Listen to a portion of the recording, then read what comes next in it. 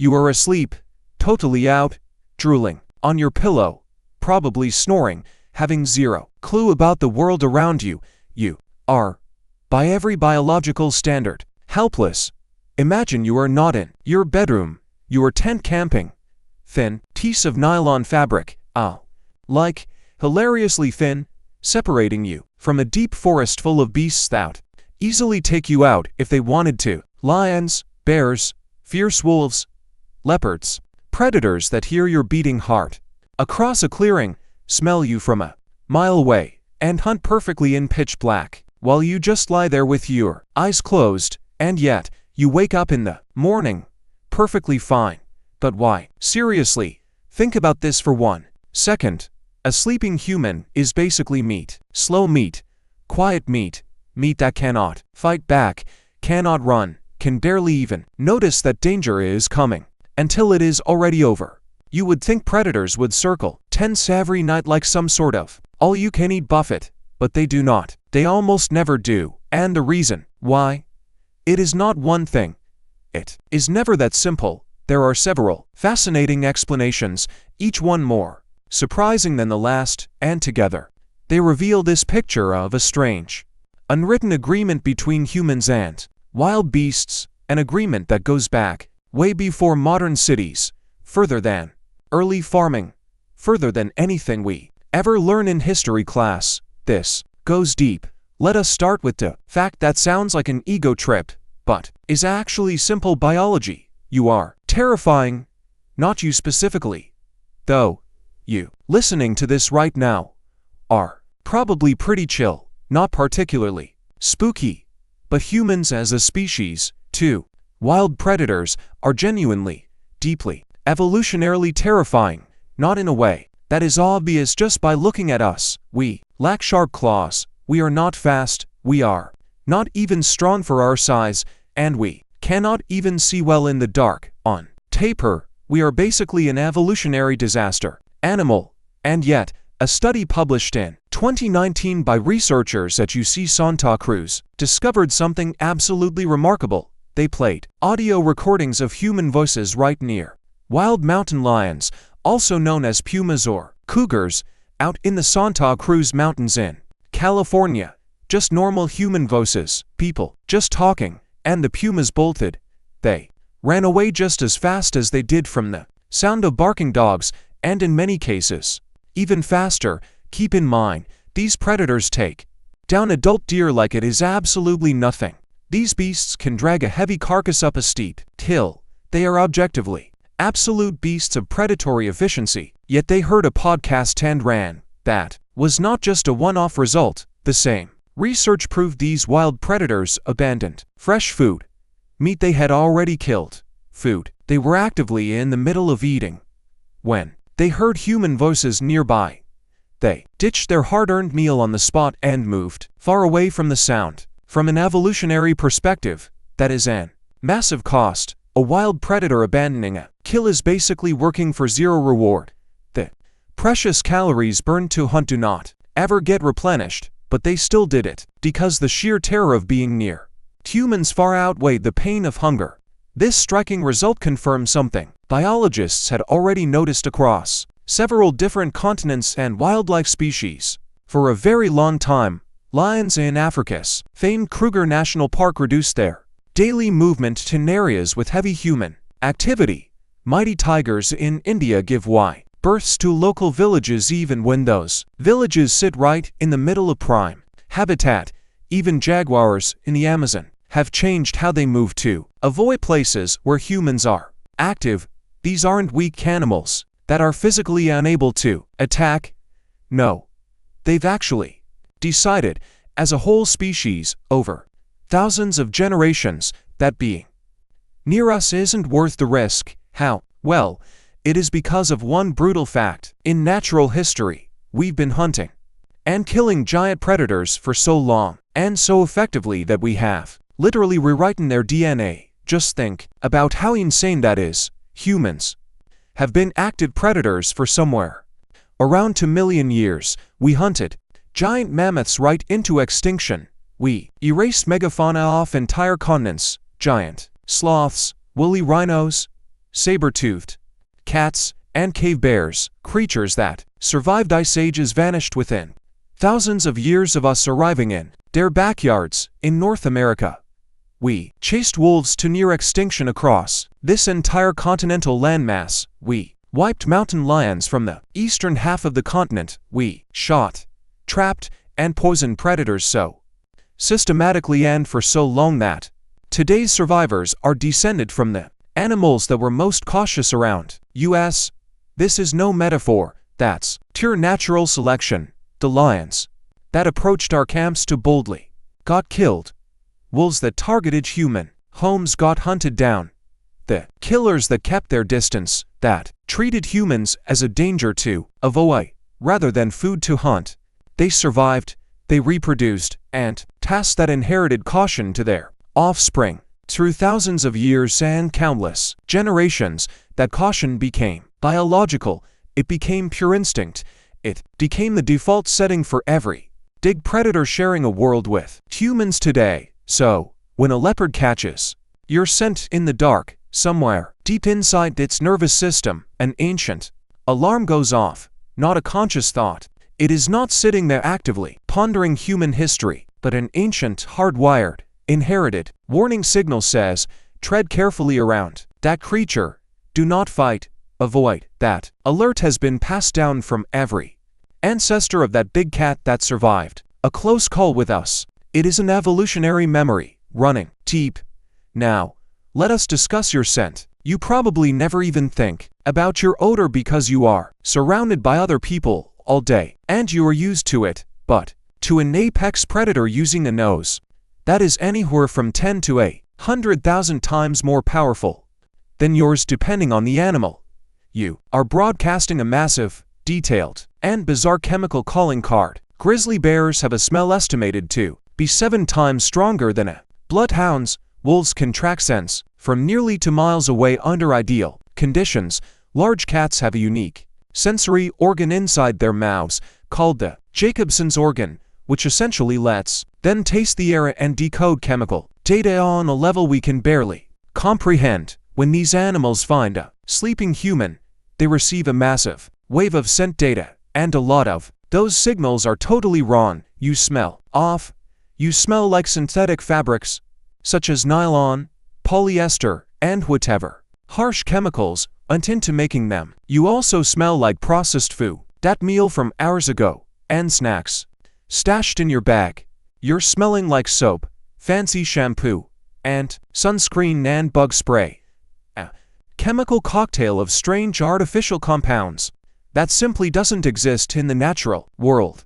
But beneath all of that, underneath those layers of modern human life, you still smell like a primate, which is something, but it's not their usual target, not deer or the wildebeest or the quick rabbit that these wild predators evolved over millions of years to hunt down. See, a carnivore's hunting instinct isn't just generic, it's not some vague urge to kill anything that moves. It is a finely tuned system, highly calibrated to specific prey. A wild wolf's predatory response triggers from the running patterns of deer. Lion's strike mechanism activates only from the shape, speed, and smell of animals it has successfully hunted 1,000 times. You just don't fit that pattern. You are not in their system. An anomaly, and anomalies usually trigger caution, not instant aggression. In most predators, then there's the campfire effect, which is easily one of the most underrated tricks we humans ever figured out, because fire is one of those things that triggers a near universal fear response in almost all land-dwelling animals. It is not a learned behavior or something they figure out through painful experience. It is innate, completely ancient. Back then, animals afraid of fire survived raging wildfire simply by running, but those that weren't afraid didn't. This fear runs so incredibly deep that even laboratory-raised animals who've never seen a flame in their lives will instinctively run from the smell of smoke. It goes that deep into their evolutionary programming. Humans tamed fire somewhere between 1 and 2 million years ago, and for most of that time, curling up next to a fire was our standard routine. We weren't doing it just for warmth or cooking. We did it, perhaps without even realizing it, deep down, because it works as a barrier. A campfire does not just keep you warm, it beams a signal into the surrounding dark, warning that something dangerous is right here, something that tames fire, an enemy that should be avoided. Local predators got that message, and they have been getting it so long that the message does not need to be decoded anymore. It just triggers avoidance. Instantly, we figured that out. Before we ever tried farming, before we mastered pottery, writing, or even building homes, fire first, smart move, honestly. Now let us tackle the biggest predator myth, since blockbuster movies have spent decades getting this completely wrong. Predators are never reckless. This is so critical. The image of a top predator as this fearless, unstoppable killing machine, attacking everything in sight is fiction, pure fantasy. Actually, large predators are incredibly careful about what they mess with because they have to be. A lion has no health insurance. A wolf cannot take sick days. One bad injury, a broken leg, a deep bite, or a damaged eye can mean slowly starving to death. In the wild, injuries don't heal at a vet. They either heal on their own while the animal somehow still has to find food and hunt, or they don't and the animal dies. Meaning every single choice a hunter makes about whether to strike comes down to a survival calculation. Is the caloric value of this target worth the risk of injury? Is this meal familiar enough that I predict how it will behave? Is the chance of a successful hunt really high enough to justify wasting all that energy? A sleeping human fails its risk assessment in several ways. First, unfamiliarity. A predator feels most confident attacking prey it already knows. It has watched that animal hundreds of times. It knows how a zebra runs, where its blind spots are, how it kicks and panics. It simply has no idea how humans respond. Humans are wildly unpredictable. We might wake up screaming. We might have weapons close by. There could be others around ready to fight back. We might thrash in completely unexpected ways. For a predator trying to avoid getting hurt, that level of uncertainty is a massive red flag. Second, look at our size. Humans, when we stand up, are actually pretty big. We are tall, upright, and our bipedal posture, standing onto legs, makes us look way bigger and more imposing than standard prey of the same weight. Even researchers studying predator and prey dynamics have noted that walking upright is itself a major threat. Display. Standing upright is what gorillas do when they want to intimidate. It is what bears do when they want to look threatening. A creature that walks around like that all the time, as its default mode reads as highly aggressive to other animals, even while asleep. The physical outline of a sleeping human is unusual in a way that does not scream meal. Third, and maybe most importantly, why bother? There are almost always easier options. Any predator with a good home range and a healthy ecosystem has access to prey it knows, prey it is comfortable hunting, prey that fits its biological template. Going after something strange, unknown, and potentially dangerous when there is an easy impala or rabbit right nearby makes zero sense from a survival standpoint. The risk-reward math just doesn't add up. And here is something else we rarely bring up in these chats. You actually sleep way lighter than you think. This is honestly one of the most fascinating things about our own biology. We experience sleep-in cycles. You drift down into heavy slow-wave rest, then float back up into lighter stages, including REM sleep, where your brain is actually incredibly active. During those light phases, scientists have discovered that your mind stays surprisingly tuned to the environment around you. External noises still get processed. Strange sounds are far more likely to break through into your mind than normal ones. Researchers call this the sentinel function of sleep. The concept is that even while resting, animals, including humans, keep a watchful eye on their surroundings. Your brain, in those lighter phases, is still sorting sensory input and flagging things that seem strange or threatening. A single twig snapping nearby, or that rustle of a large predator nearby, even a sudden shift in the breeze. As a heavy creature approaches, these little cues can drag you awake much faster than you would expect. This is no accident. Our ancestors in our evolutionary past who slept like logs, completely ignoring dangers of the night, were way more likely to never wake up.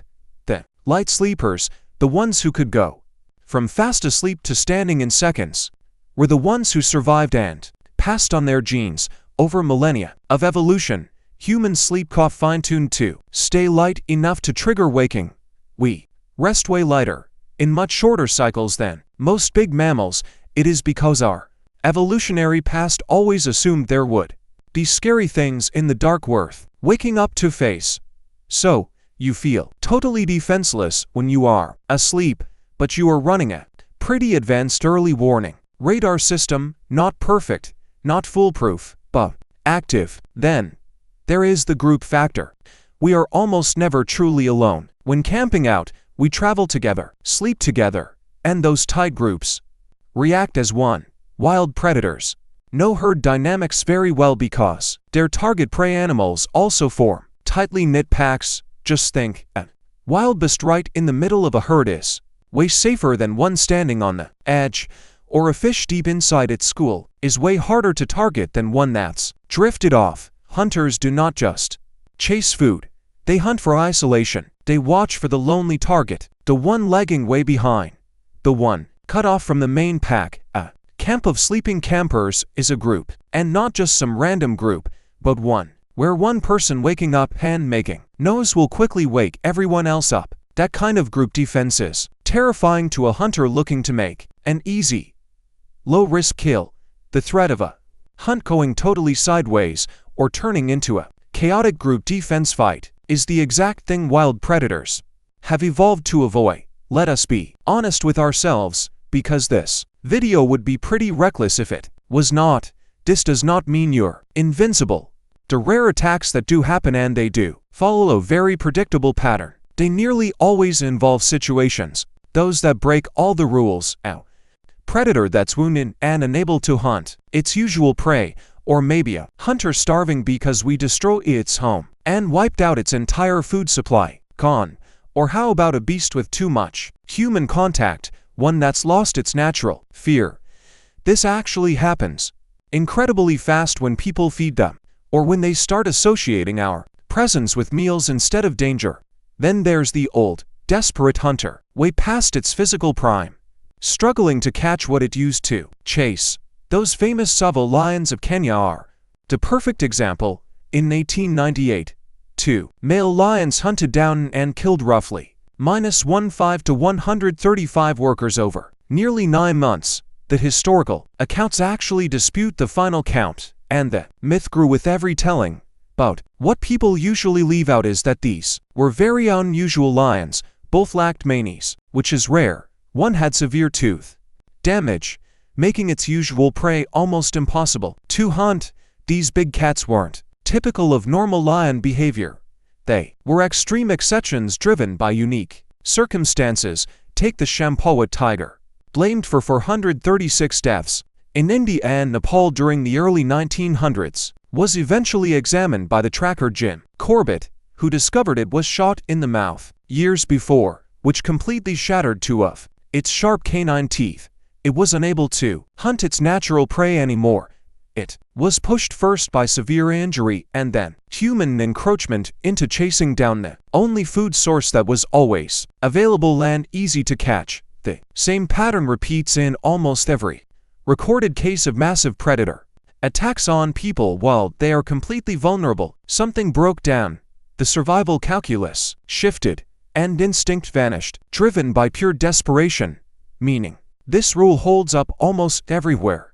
Places where the ecosystem remains healthy, the predators are thriving, and we haven't done something to mess up their natural signals, like leaving trash out, or approaching wildlife, or skipping the campfire because it felt unnecessary. But there is one crazy twist that I saved for the end, because it is easily the most wildest part of this story.